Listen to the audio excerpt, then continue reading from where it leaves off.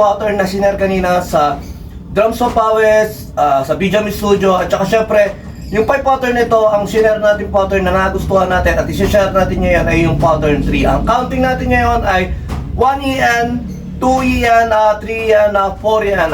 Basic na basic to, bagalan lang natin. 1 EN, 2 EN.